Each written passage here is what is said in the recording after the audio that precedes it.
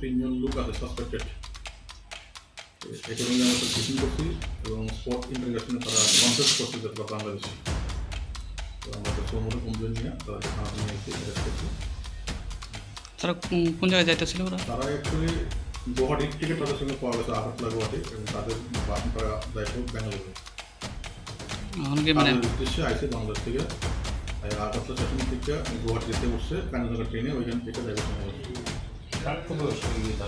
হ্যাঁ সবাই প্রাপ্তবয়স্ক, একজনের বয়স ৩৫, একজন ২০ আর একজন ১৮।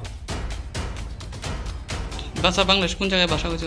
বাংলাদেশে একজনের বাড়ি হচ্ছে বাগেরহাট, আরেকজন মাগুরা আর আরেকজন বাগেরহাট, দুজন এক গ্রামে।